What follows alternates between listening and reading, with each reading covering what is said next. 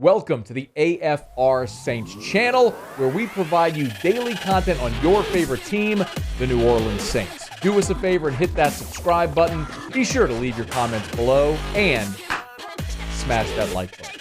Who dat? Sean, I would assume a lot of it's predictable because of the injuries, but was there something that transpired Sunday that even caught you by surprise by how it transpired?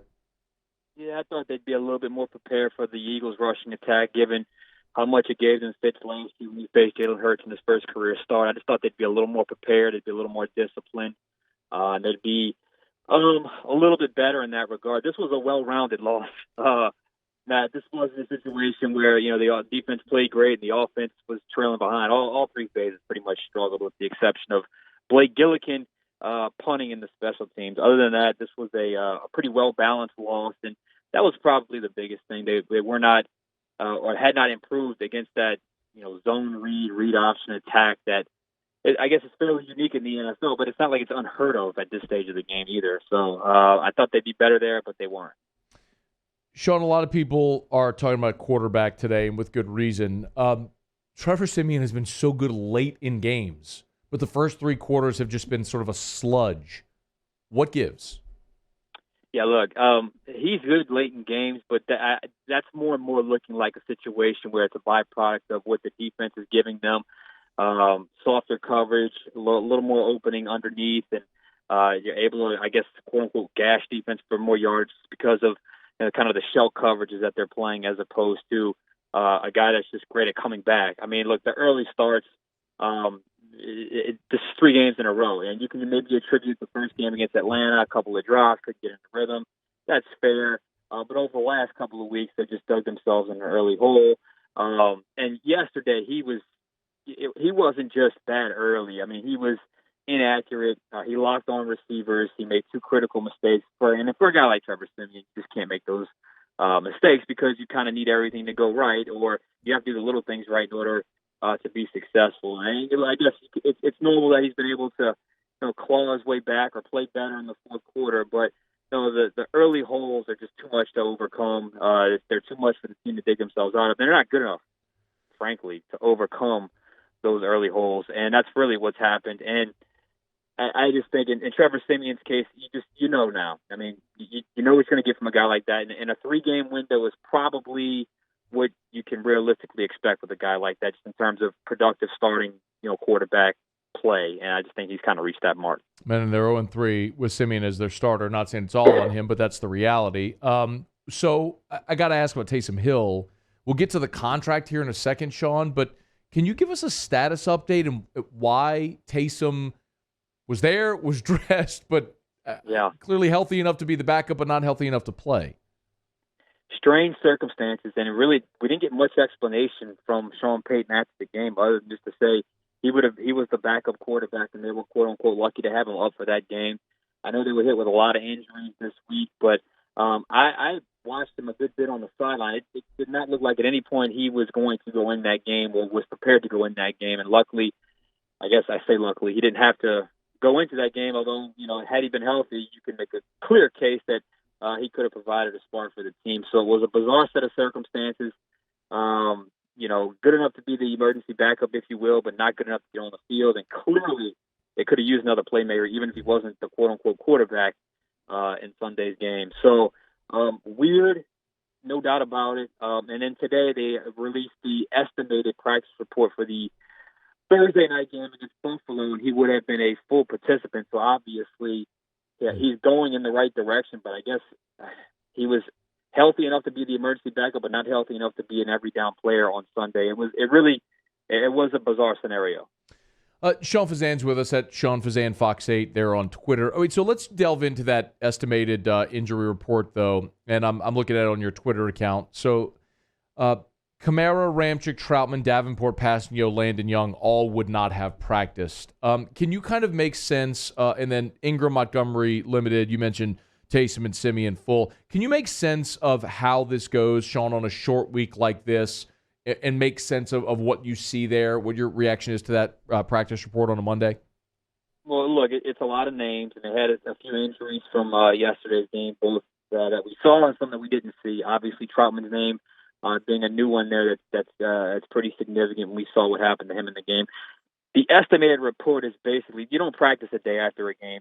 Everyone knows that. But because of the timing of the Thursday night kickoff, you have to release an estimated practice report, which basically means had they practiced, would these guys have gone, or what would their status have been. And you're starting to see the names there that would not have gone, the guys that would have been limited, and obviously the guys that would have been full participant had there been a real practice. But obviously there wasn't one, so it's just the way it works on a Thursday night game. It's a little weird, but that's the way it goes. But there are quite a few names on that did not practice list, including Kamara once again, and then obviously adding Troutman and still having Ramczyk on there as well. Is there any realistic expectation of this offense improving if they don't get Kamara and the two tackles back?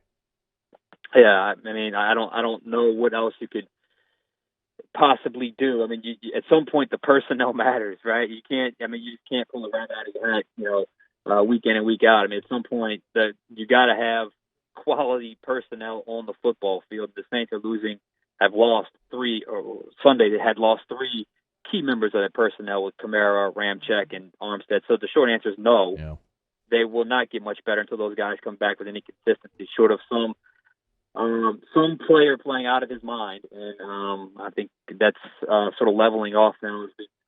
Going week in, week out the season, these players kind of are who they are at this point. So, yes, that would be my answer. My answer would be no. They're not going to get much better until Kamara, Ramczyk, Armstead, and depending on what they do at quarterback, they need some kind of spark here, some kind of jolt to this offense. Getting your best players back would certainly help. All right, so that's a very obvious transition, right? If Taysom Hill's healthy, Sean Payton. I mean, you've covered him a long time. I mean, is it time that we see Taysom to see if he can actually run this offense? Yes, and yes. I mean, I don't know what else you need to see. You're 0-3 with Simeon. Of course, it's not all his fault. And he has done some nice things at times. But this, like I said a few times now, this offense needs a spark. And say what you want about Taysom Hill. When he was on the field last year at cornerback, they went 3-1. He did some good things. He didn't do everything great, didn't do everything perfect, and obviously had some flaws in his game, but they were 3-1. He was good on third down. He completed over 70% of his passes, if I'm not mistaken.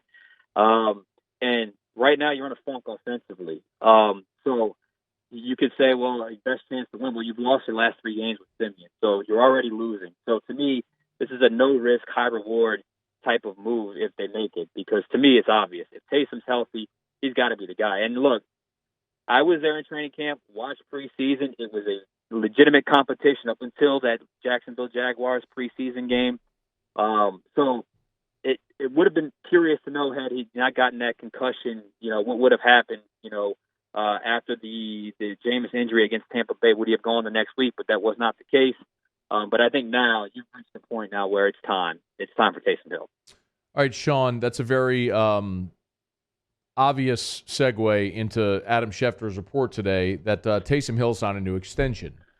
For those that missed it, it's a 4-year hybrid type deal, as Schefter reports, worth between $40 and $95 million, depending on what position he plays. If he stays in his current role or if he plays quarterback, it comes with $22.5 million guaranteed. So, Sean, let me just start by getting your reaction to this news.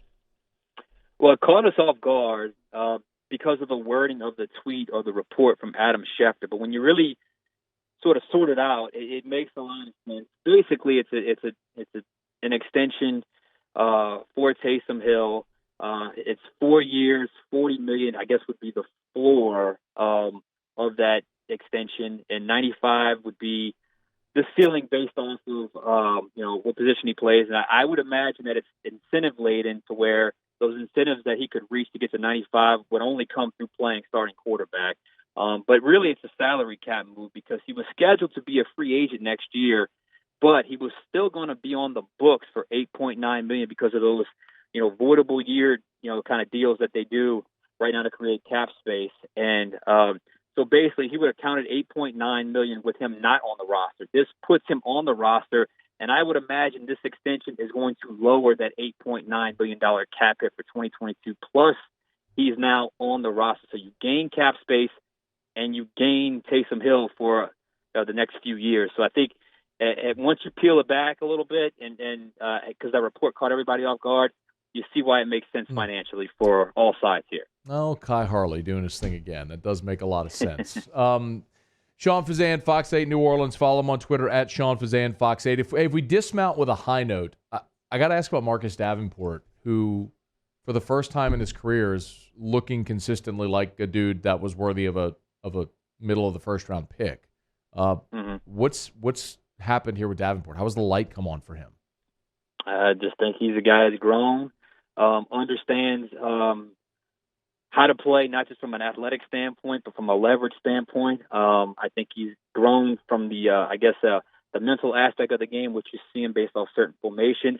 He's added some pass rush moves. It's not just turn the corner. It's bull rush. It's speed to power. And look, the guy's a beast athletically. I mean, if you look at the way he's built, look at some of the burst he has off the line of scrimmage. It's just all coming together for him. So it's taken some time. And with Davenport, you always got to knock on wood with his health. But when he's on the field, I think he looks like the best Saints defensive lineman right now. I don't think that's a stretch to say. So hopefully he keeps it going, because he's on a positive roll right now for the Saints. And, if he keeps it going, maybe we'll talk about him with a contract extension pretty soon. Sean, I tried to get out of here on a positive note. I tried. Is what it is, man. Adam Schefter just tweeted while you were giving that answer. Adam Troutman sprained MCL. He's out 4 to 6 weeks. Dude, I you just have to laugh at this point. I mean, I don't even know what to say, dude. I don't even know what to say.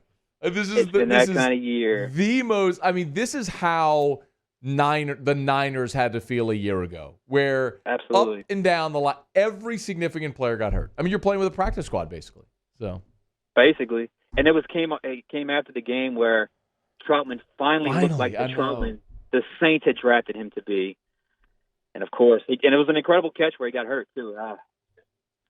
Can't win for losing. I know, man. Sean Fazende, Fox 8 New Orleans on Twitter at Sean Fazende, Fox 8. Y'all give him a follow. Hey, man, thanks for the time. We appreciate you. No problem, bud. Hey, thanks so much for watching. Please leave your comments. I love to interact. And be sure to hit the red subscribe button below.